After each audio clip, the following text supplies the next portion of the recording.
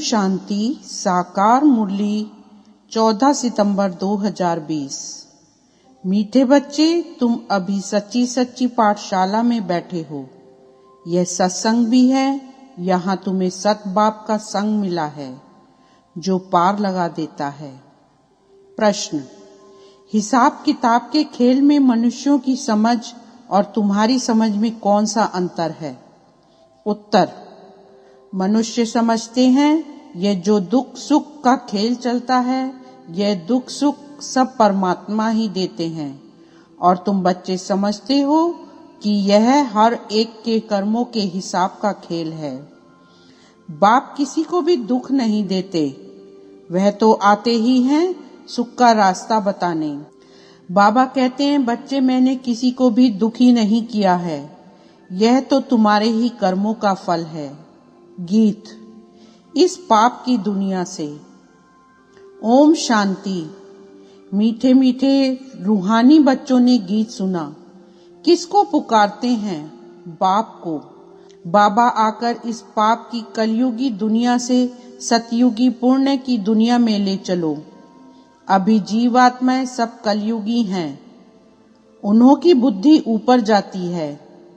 बाप कहते हैं, मैं जो हूँ जैसा हूँ ऐसा कोई नहीं जानते हैं। ऋषि मुनि आदि भी कहते हैं, हम रचयिता मालिक अर्थात बेहद के बाप और उनकी बेहद की रचना के आदि मध्य अंत को नहीं जानते हैं। आत्माएं जहाँ रहती हैं वह है ब्रह्म तत्व, जहाँ सूर्य चांद नहीं होते हैं, न मूल वतन न सूक्ष्म वतन में। बाकी इस मांडवे में तो बिजलियां आदि सब चाहिए ना, तो इस मांडवे को बिजली मिलती है। रात को चांद सितारे, दिन में सूर्य, यह है बत्तियां। इन बत्तियों के होते हुए भी अंधियारा कहाँ जाता है? रात को तो फिर भी बत्ती जलानी पड़ती है। सतयुग त्रेता को कहा जाता है दिन और भक्ति मार्ग को कहा जाता है रात। यह भी समझ की बात है।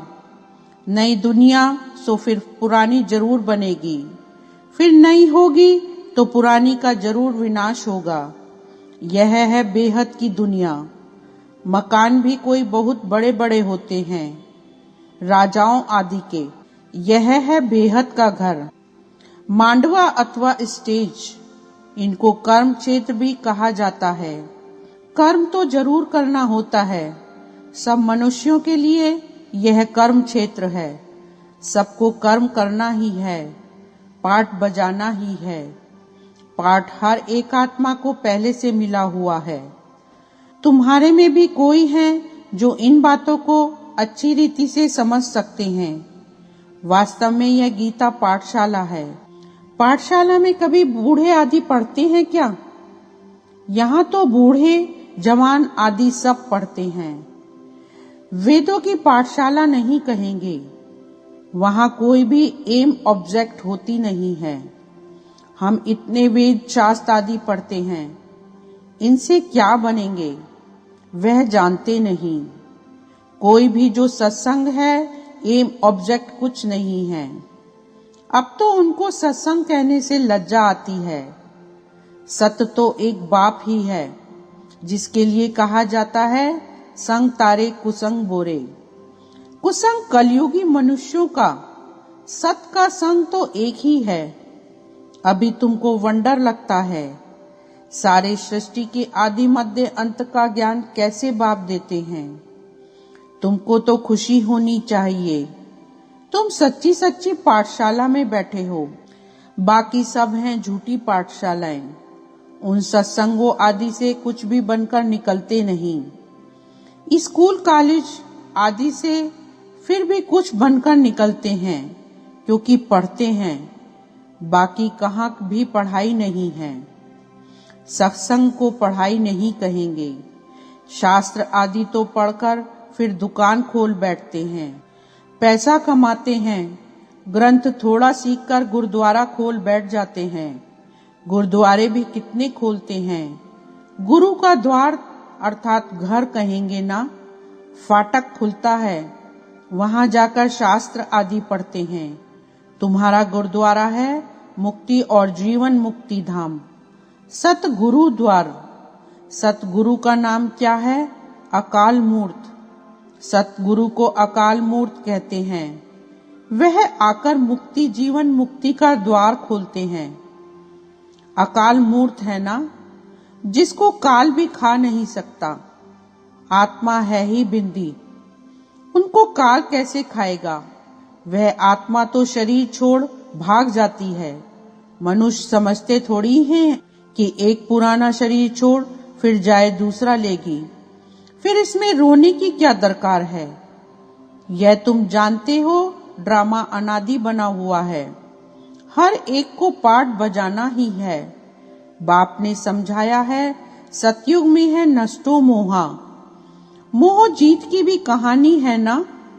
पंडित लोग सुनाते हैं, माताएं भी सुन सुनकर फिर ग्रंथ रख बैठ जाती हैं सुनाने के लिए। बहुत मनुष्य जाकर सुनते हैं। उनको कहा जाता है कन रस। ड्रामा प्लान अनुसार मनुष्य तो कहेंगे हमारा दोष क्या है। बाप कहते हैं, तुम हमको बुलाते हो कि दुख की दुनिया से ले जाओ। अब मैं आया हूँ तो मेरा सुनना चाहिए ना। बाप बच्चों को बैठ समझाते हैं, अच्छी मत मिलती है तो वो लेनी चाहिए ना। तुम्हारा भी कोई दोष नहीं है, यह भी ड्रामा था। रामराज रावण राज्य का खेल बना हुआ है। खेल में कोई हार जाते हैं तो उनको दोष थोड़ी ही है, जीत और हार होती है। इसमें लड़ाई की बात नहीं। तुमको बादशाही थी, यह भी आगे तुमको मालूम नहीं था। अभी तुम समझते हो जो सर्विसेबल हैं, जिनका नाम बाला है। दिल्ली में सबसे नामी ग्रामी समझाने वाला कौन है? तो झट नाम लेंगे जगदीश का। तुम्हारे लिए मैगजीन भी निकालते हैं, उसमें सब कुछ आ जाता है। अनेक प्रकार की पॉइंट्स लिखते हैं। ब्रज मोहन भी लिखते हैं। लिखना कोई मासी का घर थोड़े ही है।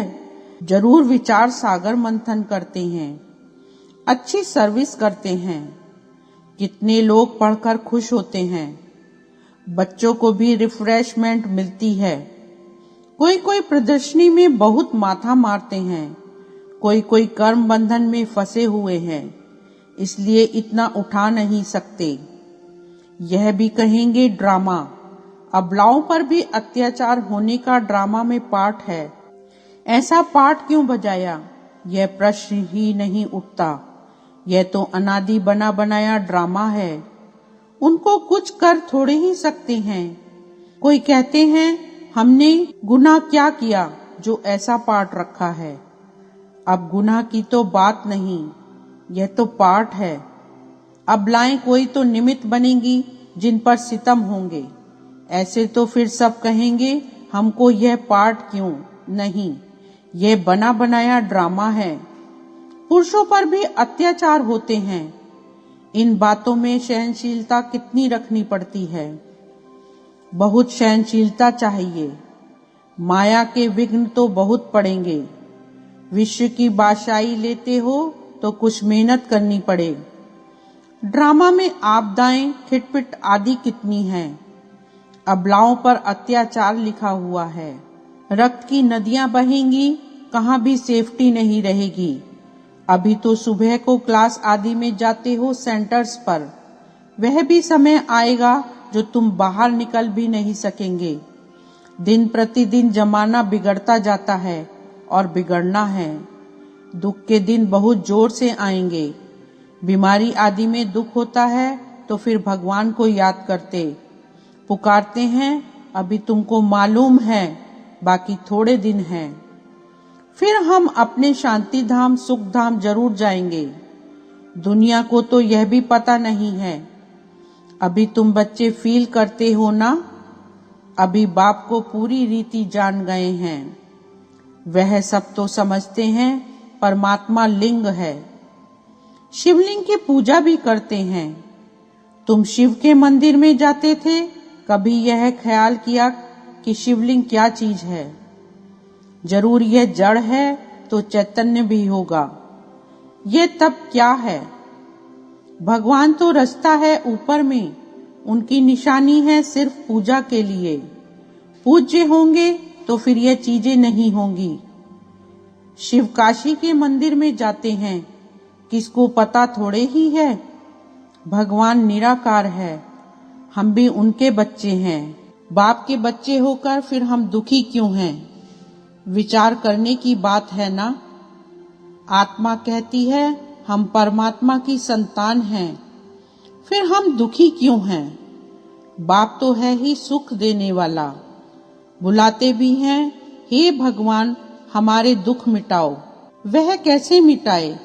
दुख सुख यह तो अपने कर्मों का हिसाब है। मनुष्य समझते हैं सुख का एवजा सुख, दुख का एवजा दुख परमात्मा ही देते हैं, उन पर रख देते हैं।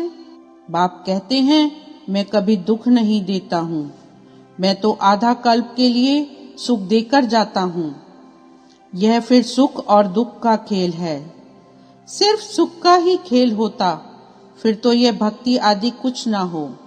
भगवान से मिलने के लिए ही यह भक्ति आदि सब करते हैं ना। अब बाप बैठ सारा समाचार सुनाते हैं। बाप कहते हैं तुम बच्चे कितने भाग्यशाली हो, उन ऋषि मुनियों आदि का कितना नाम है। तुम हो राज ऋषि, वह है हठ योग ऋषि। ऋषि अर्थात पवित्र। तुम स्वर्ग के राजा बनते हो तो पवित्र जरूर बनना पड़े। सतयुग त्रेता में जिनका राज्य था उनका ही फिर होगा, बाकी सब पीछे आएंगे। तुम अभी कहते हो हम श्रीमत पर अपना राज्य स्थापन कर रहे हैं। पुरानी दुनिया का विनाश होने में भी समय तो लगेगा ना। सतयुग आना है, कलयुग जाना है। कितनी बड़ी दुनिया है, एक एक शहर मनुष्यों से कितना भरा हुआ है। धनवान आदमी दुनिया का चक्र लगाते हैं, परंतु यहाँ सारी दुनिया को कोई देख ना सके। हाँ, सतयुग में देख सकते हैं, क्योंकि सतयुग में है ही एक राज्य। इतने थोड़े राजाएं होंगे, यहाँ तो देखो कितनी बड़ी दुनिया है। इतनी बड़ी दुनिया का चक्र कौन लगाए? वहां तुमको समुद्र में जाने का नहीं है। वहां सीलोन वर्मा आदि होंगे। नहीं, कुछ भी नहीं। यह कराची नहीं होगी। तुम सब मीठी नदियों के किनारे पर रहते हो। खेती बाड़ी आदि सब होती है। सृष्टि तो बड़ी है। मनुष्य बहुत थोड़े रहते हैं, फिर पीछे वृद्धि होती है। फिर वहां जाकर अपना राज्य स्थापन किया। धीरे धीरे हप करते गए, अपना राज्य स्थापन कर दिया। अभी तो सबको छोड़ना पड़ता है। एक भारत ही है जिसने किसी का भी राज्य छीना नहीं है, क्योंकि भारत असल में अहिंसक है ना। भारत ही सारी दुनिया का मालिक था और सब पीछे आए हैं, जो टुकड़े टुकड़े लेते गए हैं। तुमने कोई को हप नहीं किया है, अंग्रेजों ने हप कर लिया है। तुम भारतवासियों को तो बाप विश्व का मालिक बनाते हैं। तुम कहाँ गए? थोड़े ही हो। तुम बच्चों की बुद्धि में ये सारी बातें हैं। बूढ़ी माताएं तो इतना सब समझ ना सकें। बाप कहते हैं अच्छा है जो तुम कुछ भी पढ़ी नहीं हो। पढ़ा हुआ सब बुद्धि से निकालना पड़ता है। एक बात सिर्फ धारण करनी है। मीठे बच्चे, बाप को याद करो। तुम कहते भी थे ना, बाबा आप आएंगे तो हम वारी जाएंगे, कुर्बान जाएंगे। तुम्हें फिर हमारे पर कुर्बान जाना है। लेन देन होती है ना। शादी के टाइम स्त्री पुरुष एक दो के हाथ में नमक देते हैं। बाप को भी कहते हैं हम पुराना सब कुछ आपको देते हैं। मरना तो है, यह सब खत्म होना है। आप हमको फिर नई दुनिया में देना। बाप आते ही हैं सबको ले जाने। काल है ना। सिंध में कहते थे ये कौन सा काल है जो सबको भगाकर ले जाते हैं। तुम बच्चे तो खुश होते हो, बाप आते ही हैं ले जाने। हम तो खुशी से अपने घर जाएंगे। सहन भी करना पड़ता है। अच्छे अच्छे बड़े बड़े घर की माताएं मारे खाती हैं। तुम सच्ची कमाई करते हो। मनुष्य थोड़े ही जानते हैं वह है ही कलयुगी शूद्र संप्रदाय। तुम हो संगम युगी पुरुषोत्तम बन रहे हो। जानते हो पहले नंबर में पुरुषोत्तम या लक्ष्मी नारायण है ना। फिर डिग्री कम होती जाएगी, ऊपर से नीचे आते रहेंगे, फिर आहिस्ते आहिस्ते गिरते रहेंगे। इस समय सब गिर चुके हैं। झाड़ पुराना हो चुका है, तना सड़ गया है। अब फिर स्थापना होती है। फाउंडेशन लगता है ना। कलम कितना छोटा होता है, फिर उनसे कितना बड़ा झाड़ बढ़ जाता है। यह भी झाड़ है। सतयुग में बहुत छोटा झाड़ होता है, अब कितना बड़ा झाड़ है। वैरायटी फूल कितने हैं मनुष्य सृष्टि के। एक ही झाड़ में कितनी वैरायटी है। अनेक वैरायटी धर्मों का झाड़ है मनुष्यों का। एक सूरत ना मिले दूसरे से, बना बनाया ड्रामा है ना। एक जैसा पार्ट कोई का हो नहीं सकता। इनको कहा जाता है कुदरती बना बनाया बेहद का ड्रामा। इनमें भी बनावट बहुत है। जो चीज रियल होती है वह खत्म भी होती है। फिर 5000 वर्ष के बाद रियलिटी में आएंगे। चित्र आदि भी कोई रियल बने हुए थोड़ी ही हैं। ब्रह्मा की भी शक्ल फिर 5000 वर्ष बाद तुम देखेंगे। इस ड्रामा के राज को समझने में बुद्धि बड़ी विशाल चाहिए। और कुछ ना समझो, सिर्फ एक बात बुद्धि में रखो, एक शिव बाबा, दूसरा ना कोई। यह आत्मा ने कहा, बाबा हम आपको ही याद करेंगे। यह तो सहज है ना। हाथों से कर्म करते रहो और बुद्धि से बाप को याद करते रहो। अच्छा, मीठे मीठे सिकीला दे बच्चों प्रति माता पिता बाप दादा का याद प्यार और गुड मॉर्निंग। रूहानी बाप की रूहानी बच्चों को नमस्ते। रूहानी बच्चों की रूहानी बाप को नमस्ते। धारणा के लिए मुख्य सार। फर्स्ट पॉइंट, सहनशीलता का गुण धारण कर माया के विघ्नों में पास होना है। अनेक आपदाएं आएंगी, अत्याचार होंगे। ऐसे समय पर सहन करते बाप की याद में रहना है। सच्ची कमाई करनी है। सेकंड पॉइंट, विशाल बुद्धि बन इस बने बनाए ड्रामा को अच्छी रीति समझना है। यह कुदरती ड्रामा बना हुआ है, इसलिए प्रश्न उठ नहीं सकता। बाप जो अच्छी मत देते हैं उस पर चलते रहना है। वरदान, बाप समान वरदानी बन हर एक के दिल को आराम देने वाले मास्टर दिलाराम भव। सार, जो बाप समान वरदानी मूर्त बच्चे हैं वे कभी किसी की कमजोरी को नहीं देखते। वह सबके ऊपर रहमदिल होते हैं। जैसे बाप किसी की कमजोरियां दिल पर नहीं रखते, ऐसे वरदानी बच्चे भी किसी की कमजोरी दिल में धारण नहीं करते। वे हर एक की दिल को आराम देने वाले मास्टर दिलाराम होते हैं।